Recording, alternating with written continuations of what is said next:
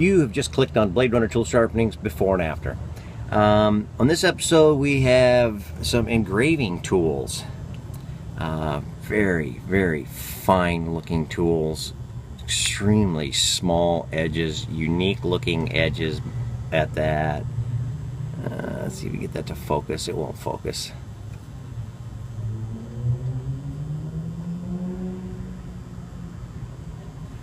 And then he also works on watches, and these need to be sharpened, but they can't be sharp. So what you do is you angle those down and just get an edge. Take whatever little tiny bit of a burr is on there, and what they use that for is to get underneath the backs of watches and things like that. And so we'll show you our results. Well, thanks for hanging in there on this episode of Bladerunner Tool Sharpening's Before and After. I'm in the jewelry shop, and I wanted them to test out the engravers and the watch tools that I sharpened up for them. And as you can see, they came out pretty darn sweet, I gotta say. Well, it's kind of tough to... There we go. And, you know, there's all different sizes, all different styles. And we'll show you here in a little bit a demonstration of what those tools do. And thanks for hanging in there on Bladerunner Tool Sharpening's Before and After. Hope you enjoyed the video.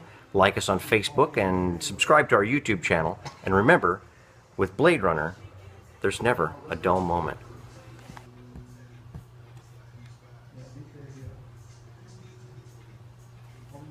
Yep. That one cuts like a butter.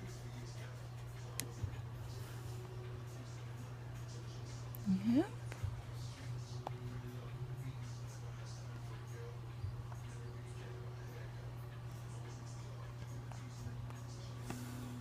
Perfect.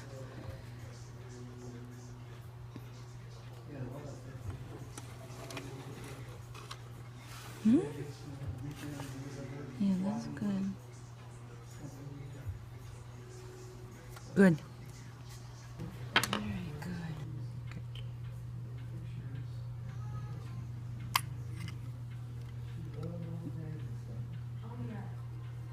So that little flap, or actually it's almost like a spoon bill, opens up the backside of your watches. And they can't be too sharp or they'll cut into the metal, but they have to be sharp enough that there's a tiny little lip there that the tool needs to catch in order to pop it open. Right there you have it. Cool.